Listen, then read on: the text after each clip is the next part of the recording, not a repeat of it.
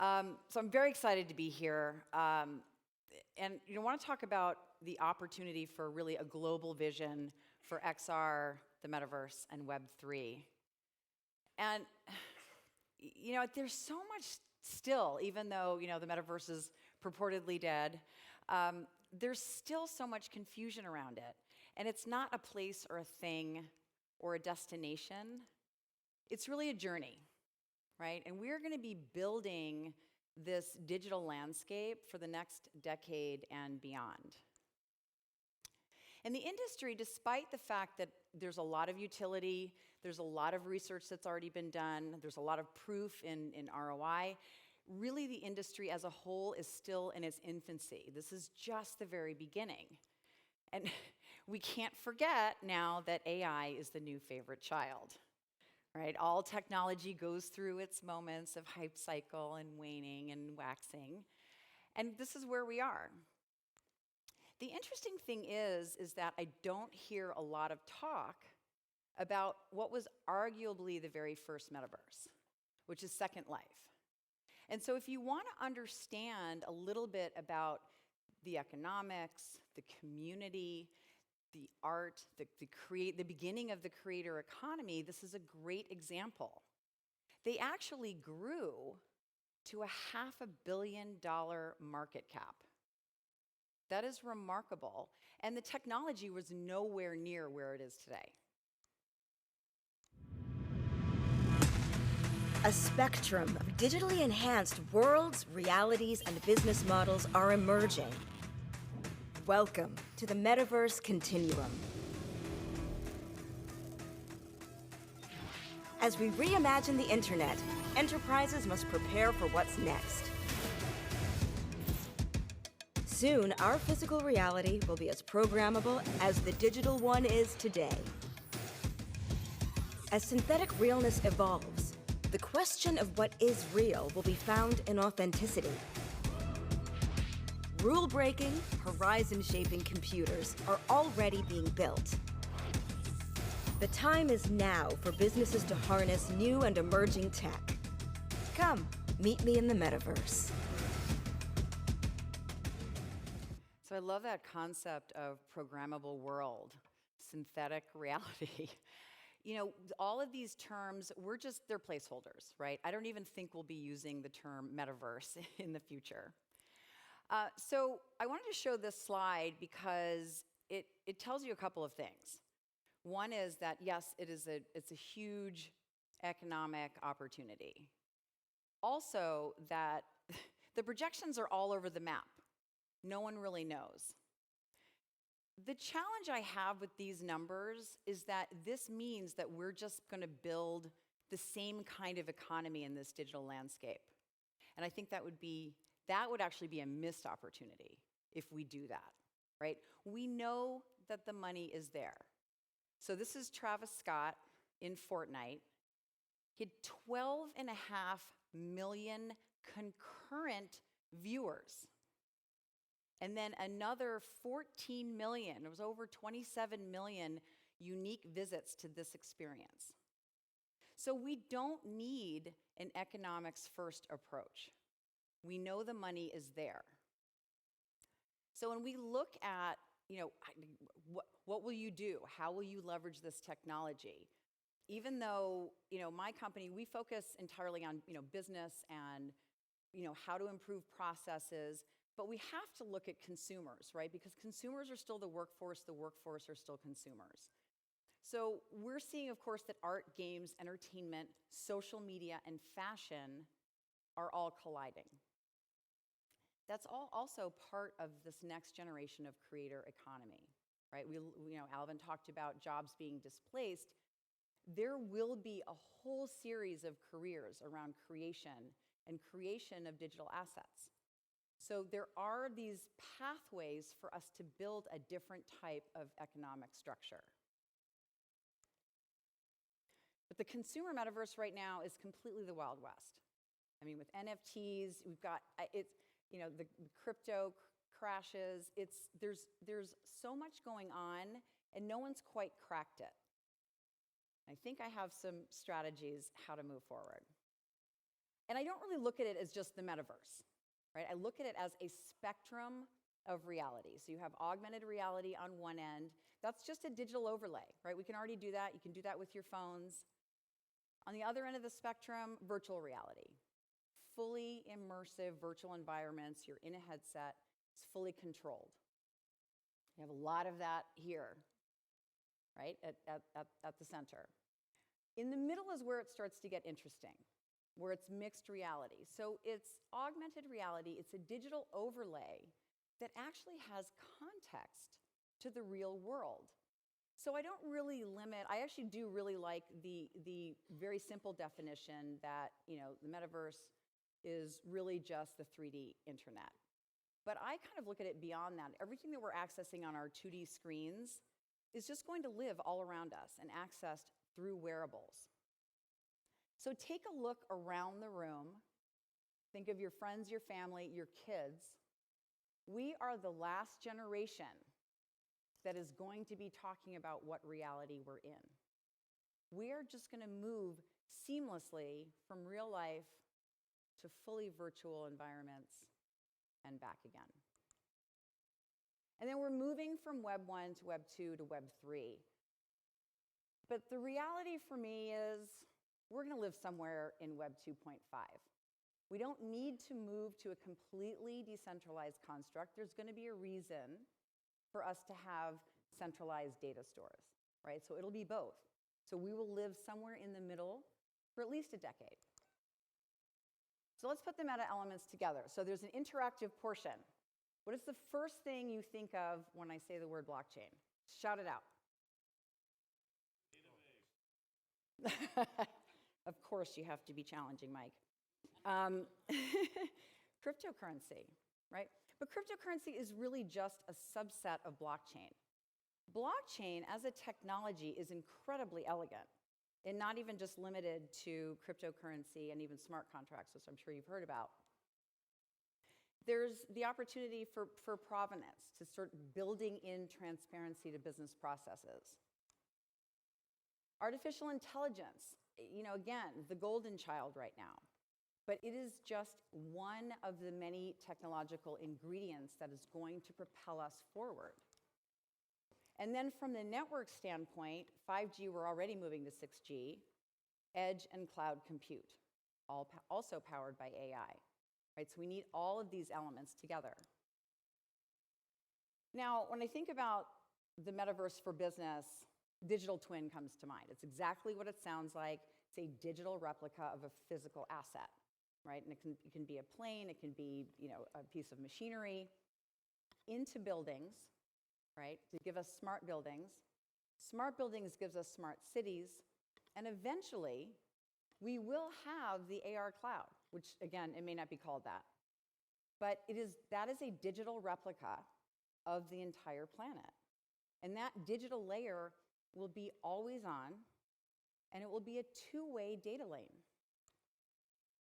So I think the way to really look at this technology is as a convergence, right? It's not just one technology solving one problem, right? It's really how we want to live, and then we can backfill with technology to build the future that we actually want, that we can idealize now. So there are two paths when you're thinking about a strategy. One is the practical path. And the reason that's important is that you still have stakeholders now, right? You have stakeholders, you have shareholders, you have a business to run. So we recognize that that has to continue, and we can leverage technology today to optimize those processes tremendously. But I don't believe we need the killer app. What we need is killer utility.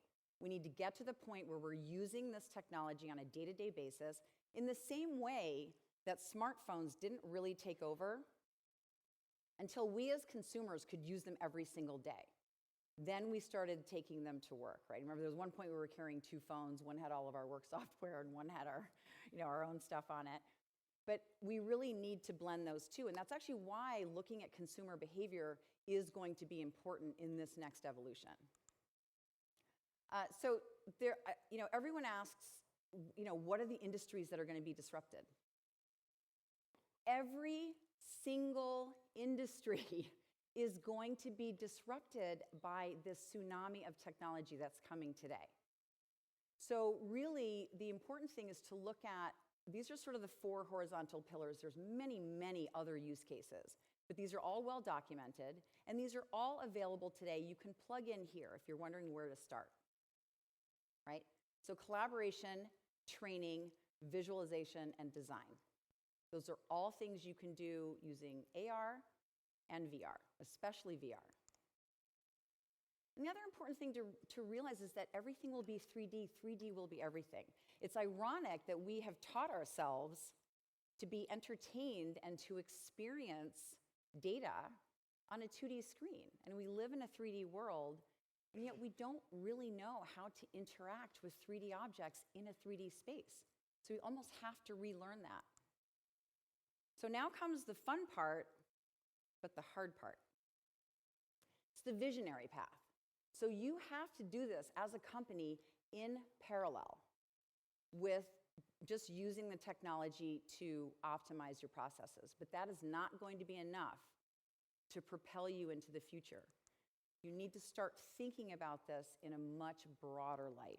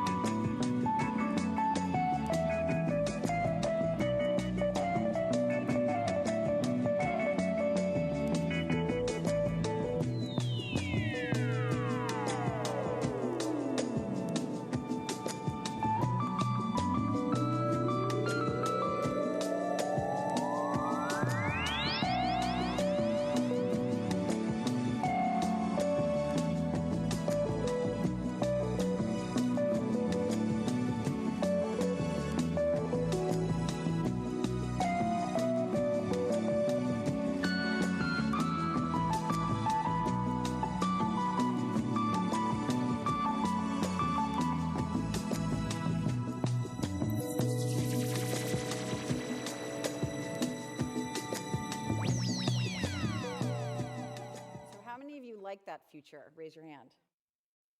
All right, how many are like, woo? Okay, so this is the moment to create a bigger vision, right? The future is not a foregone conclusion. And for this moment, we do actually have control of the technology and AI for the moment. So we have to change mindset. We have to start moving to a much more proactive and creative vision for the future. And then again, use that technology to backfill and create it. Because at the end of the day, the metaverse is not about technology. It's really a story of humanity. And this sounds like this, lofty idea, but it's really true. If we don't take a human-first approach to how the future gets built, we will just get absorbed into how AI is actually being built today. And then we're going to release it, and then we just get to go along for the ride. Or we can collectively come up with a more human vision, the things that we care about, and make sure we bring those things with us into this future. So art imitates life, life imitates art.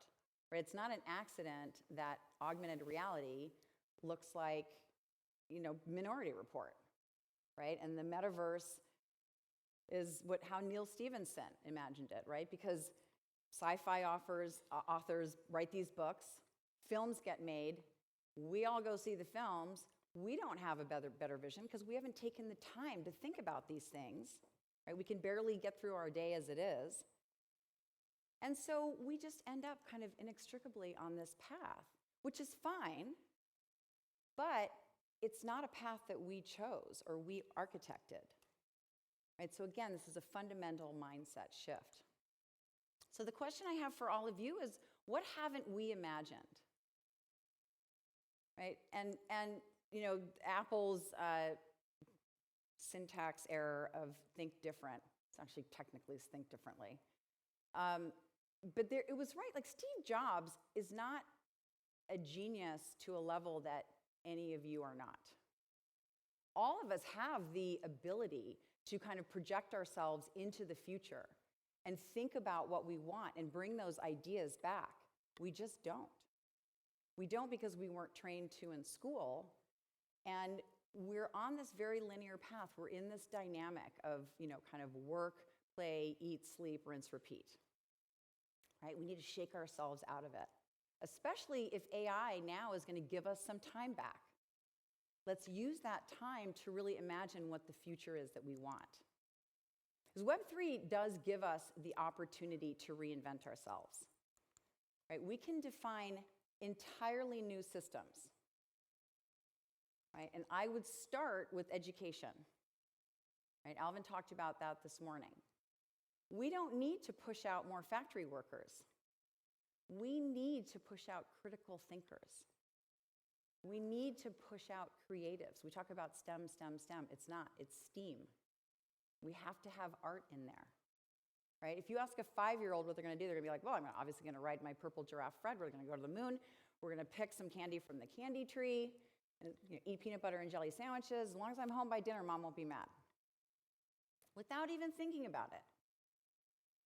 And we can't do that. We just don't. So another task for you, homework, is take a blank page, imagine yourself 20, 25 years from now, and guess what? This is your fantasy. You get to be any age, you get to live anywhere, any circumstance, and start to fill in a perfect day for yourselves.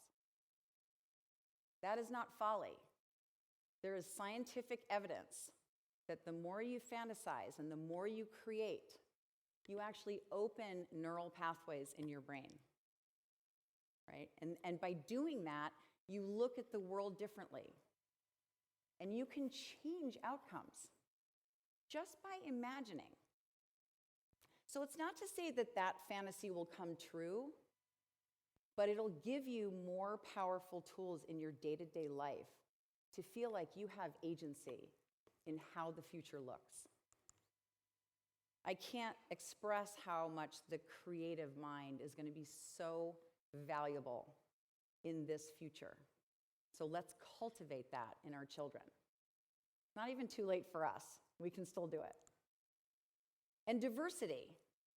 We're stuck on gender, race, and culture as the definition of diversity. We need to embrace diversity in all of its forms. And we need to create this global village. We need to work together.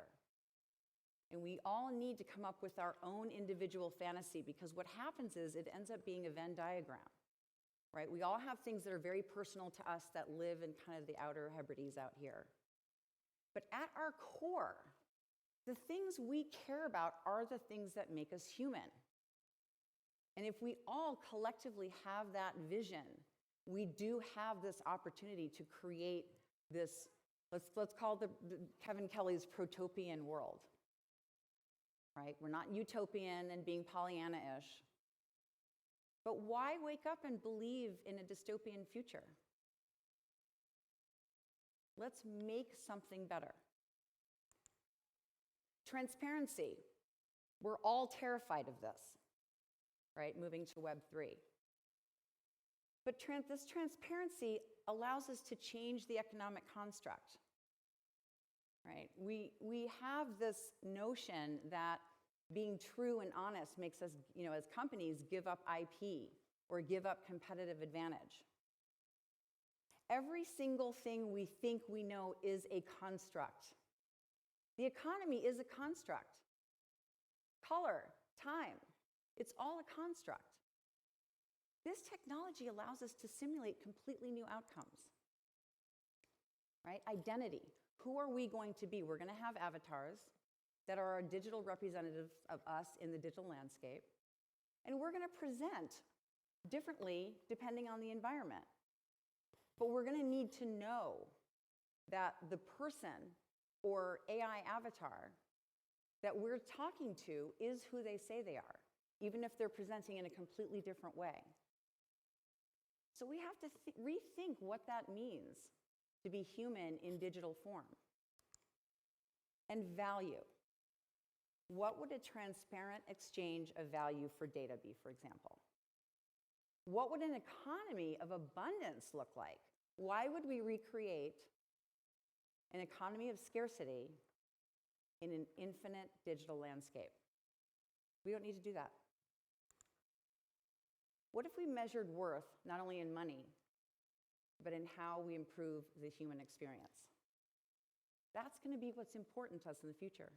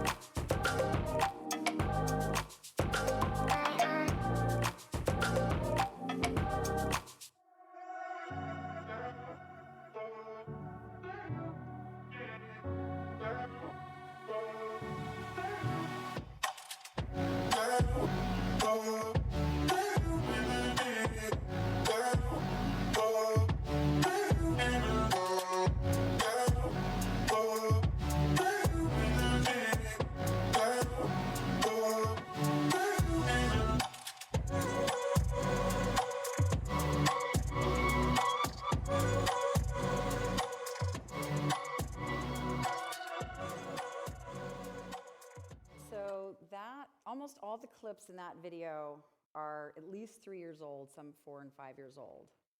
And so the technology will serve us, right? You can see all kinds of use cases. There's literally infinite ways to use this technology. So in closing, I'm going to leave you with my favorite quote: the best way to predict the future is to create it. So let's create something brilliant. Thank you.